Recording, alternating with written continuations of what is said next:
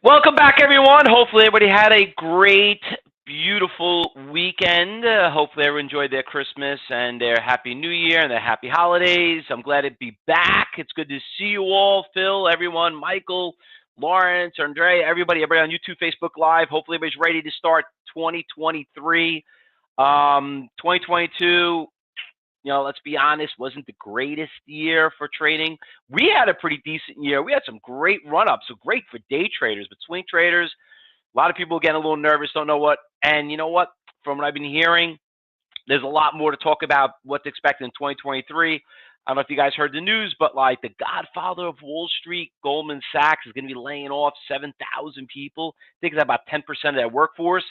That's not what you want to hear when it comes into trading. So we'll see. Well, listen.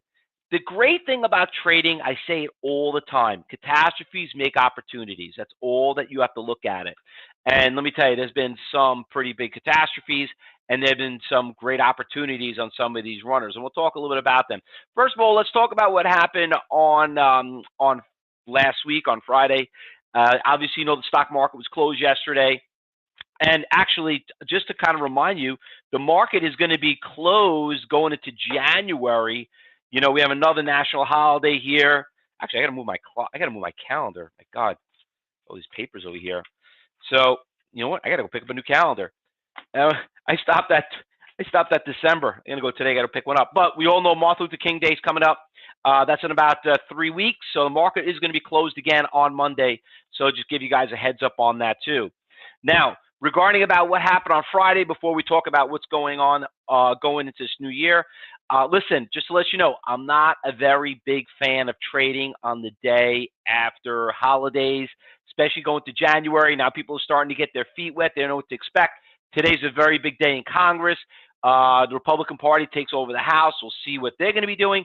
I always love when a new party takes over. When the Democrats took it over, big changes. Then when a White House came in, the Democrats took it over, big changes in the market. Now you got to go flipping back to the Republicans. So there's going to be big changes. So we'll see how they're going to affect certain stocks, because it is going to affect certain stocks. Remember, they hate Wall Street. I can't say it any easier than that. They hate Wall Street. You always hear about talking about, we got to tax those guys, we got to do this, we got to do that, we got to regulate. I know there's some big taxes coming out on big corporate America, corporate companies, big taxes actually. So we'll see how that affects their bottom line.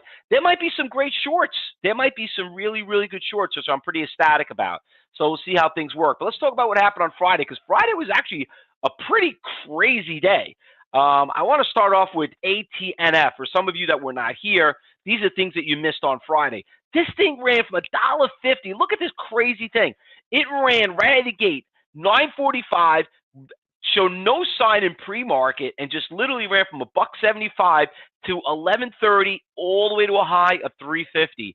Great winner, cheap stock, inexpensive. Had a beautiful little shake right here. I love this one right here, right around 10:30. This is where it really kicked in. That big ski slope just went straight up there, did a little shake, pretty nasty too, almost 40 cents. And then you could see it kind of hovered there. We teach that in class for some of you as students. That is something that we look at, which is called consolidation, Fausto flag, boom, nice little breakout. Ran all the way to 26, all the way up to about that 375. Another big runner-up that also had a nice little pop was this stock, PALI. Another nice little stock. This was ridiculous, okay? We were watching a stock in pre-market, and just literally out of nowhere, this is bad luck. It was a great run in pre-market, and then all of a sudden went from $6.70, dropped all the way down to $4. And then it just started making its way up. The 930 went up, and thing broke out of resistance, went all the way back to 825. So $4 stock up 100% in less than an hour. 100. Shoot, if you got half that crap, you know what I mean? You're talking a 50% move. And forget about that. If you just bought it at $4.50 and sold at $5, 50 cents would have been a nice little $500 profit, $100,000 salary. A couple other ones too. TJTX was okay. You know, it had a nice little move a little bit. I know you guys were trading going into the close. But this stock also, KALA, oh my God, this was another whack of a stock. Now, you all remember this stock. Let me just bring this up here. And let me just bring up what happened here. So this stock, just on Thursday, the stock was at $14. And it just did not stop. It just took off, went all the way to 28. And then we had a nice little pop-up right around 11 o'clock. Thing did the same crazy things. Literally went from 32 all the way to $44 a share. We saw that coming. I know some of you guys got on it.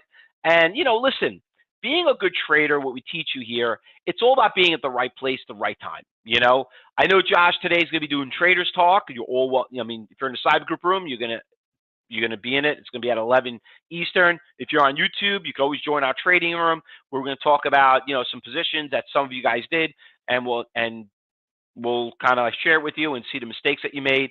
Very important part of the trading. Now, that's the past. That's the future. Now, listen, 2022 is over. It's done, okay? This is a new year, all right? For some of you students, you know how we give you that monthly journal, and you get to see your progress, and you see how you ended up. Now you want to divide it by 12, and you get an idea what you've been averaging, how you've been doing. Remember, being a good trader is controlling losses. It's not about the winners, okay? I don't like to talk about winners. I like to talk about losers, because it's those damn losers that kill you in trading. And you know what?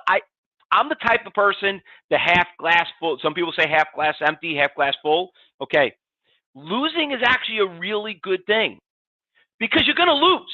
It's part of the game. It's like baseball. It's like, I don't want to strike out. You're going to strike out. It's all about knowing why you lost. You don't do that again. That is the biggest thing that you have to look at it. You got to make those mistakes. As long as you do a minimum, you'll be fine. Now, what we do here in the morning, this is our live trading. This is where we're going to do all our fun. Now, obviously, there's a lot of news coming out with Tesla. I did a couple of swing trades. You know, Tesla was one of them. Now, I own Tesla. Tesla had a really, really nice move. Let me just bring this back over here. So Tesla had a really nice move. I don't know why my chart's all screwed up over here, but if I go on a one-day chart, Tesla had a nice pop right around 107, right around here, and had a big pop. I own it right around 119, 118, right around there. It did pretty good on Friday, started coming back. I wish I had it down to these prices here, but I was a little late for the party. When you're a day trader, you learn how to swing trade because you want to see consistency. So this stock, you know, took a major catastrophe, got crushed. But yeah, you know what? It's at a major support. If it does break like 115, I'm out. Okay. You know, I'm out. So that was really the big news this morning. Now, are we going to trade Tesla? Listen, you know we're not a fan trading Tesla, because why we got to trade $119 stock? You know, swing trade's a different story. Day trade, different story. Carvana, obviously, you're also doing pretty decent on it. I actually jumped on a swing trade on that one. We all know Carvana up $350. Yeah, that's right. For you people watching YouTube, this stock was 2 days ago at $3.80, and I'll say it. I'll say it before, and I'll say it again. Everyone always makes a big deal about Bitcoin, this and that. Bitcoin, let's just vision this. If you put it down in simple numbers, let's say Bitcoin, the high was what, 77,000? Let's say it was $77, okay? Where is it now? 16,000 is $16. Imagine Bitcoin right here. This was Bitcoin. It was 350,000, okay? Now it's worth 4,000, all right? And there's a lot more like that. So anyway, I jumped in Carvana. I'm in around I'm right around here, around 440, you know, on a swing trade. You know, so it's a little bit different. It was nice right here. It had that nice little push on Thursday. It started going up. I think I owned it right around 420. I think I owned it at 420 when it started breaking out. But we've been trading Carvana for a little while. We had that nice little run from 20 all the way to 50, but it's been start breaking lows. But if it starts continue higher, I might average up. I might average up on that. Now, that's on the swing trade. Let's talk about day trading right now. Now, like I told you, I'm not a big fan on the day after, you know, when it comes to the market, but there are a couple of decent ones that are moving. This one just popped right now. I'm going to bring up my level 4, JSPR. Let me start off with CMMO. So this one right here just had, let me bring up level 4 so you guys can see what's going on right here. So for some of you on YouTube, you know that one of the big things we teach here is how to follow the money. So so basically CCMO had a nice little ladder effect, which you could see right here, kept getting bid and bid and bid. This was around 8:15, so it was nice around 4:30. It ran all the way to 5:25 in pre-market. Then you can see some of the sellers starting to show up. We got a couple of buyers right here, but it's not nothing like, I'm not getting the 20s, the 50,000s, the 100,000 share buyers yet.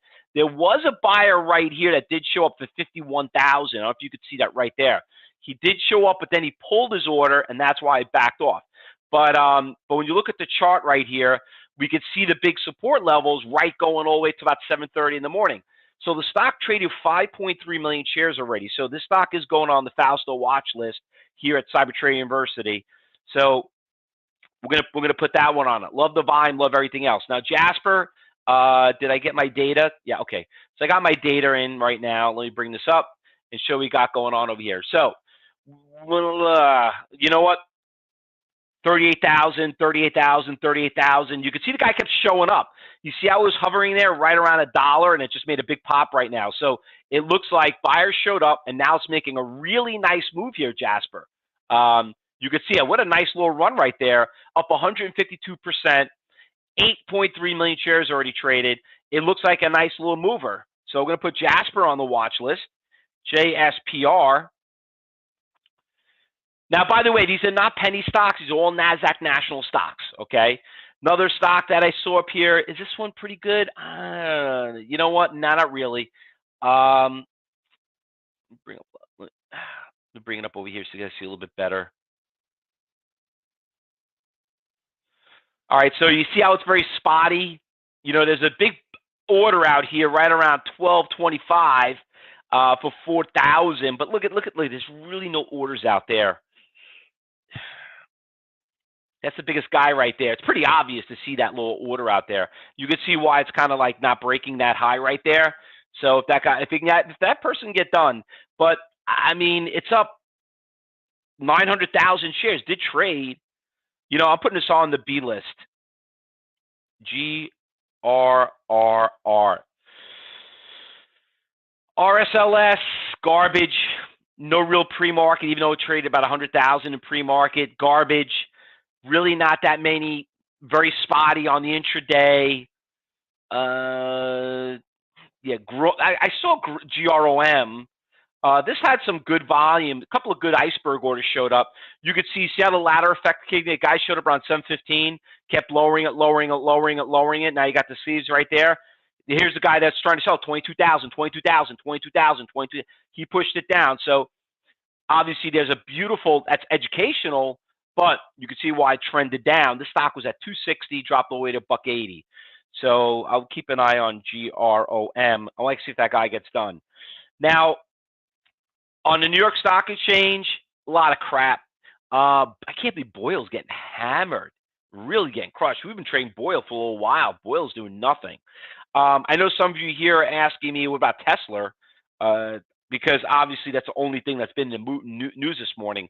You know what? Just because, listen, we still trade brand name stocks here, okay? If you want to just happen to see what's on level 4 and see where the orders are, this does have sometimes has good iceberg orders too. On Friday and on Thursday, I had some nice 100,000 share bids. Look, already traded 8 million shares out there. Okay, I'm just getting data on the stock right now. So we got going on, yeah. See that we got a 51,000 share seller at 120. All right. So when I zoom out, you could see it. That he's been out there for a little while. And any other big major ones? Got one at 22. You got an 80,000 at 115, which we know that's why that 115 I did call it out earlier. So listen, what we teach you here, you could use store brand names. Now listen, just be very careful. It's a new year. I'm not going to get too cocky. I would focus on nickels and dimes. I wouldn't focus too much on certain swing trades yet. I'd probably wait till tomorrow unless you see some good steal. But if we do see something out there, we'll say something. Anything I'm missing, I did not call out. BTC still is up 5,000. It is, right? Bitcoin is still up, Thomas, about 5,000% over the year. Which year? Last year or ever since the company's been born? So anyway, that pretty much does it. I don't really see too much. Guys, let me see that position right here. Yeah, the Kala, like I said, I would stay away from that. That stock is done. Great short squeeze, everything else. All right. Anything else, cyber traders, before we get ready for the market opened up? All right, so that's our watch list. By the way, if you're watching YouTube, we'll post this on our Twitter feed, so make sure you subscribe to our Twitter. If you want to join our trading room, we'll be back. We're back here live every morning, and we'll start at 9:30. You could join us. Cyber traders, like I said, the students in the trading room, just be very careful. You see something, you say something, like always. And if we see something, and you know what, little tip of the day for all of you: if you're in a shitty stock and everybody else is in it, just get out and move on to the next one. Okay, remember we always taught you the 30-second rule and the 3 T's: tradable, trend, and trap. One last stock for Thomas, one of the trial members in the room, Groupon, GRPN. We traded Groupon a lot, but it's doing absolutely big fat zero, nothing. Stay away from it. Won't even deal with it. Okay. Remember, no volatility, no action, no money to be made. Also, there's no money to lose. But remember, you're here not to break even. You're here to make money. All right, everybody. Good luck today. Happy trading. We'll see you back at 11. YouTube people will be back here at 2:30. We're live every morning at 9 a.m. and at 2:30.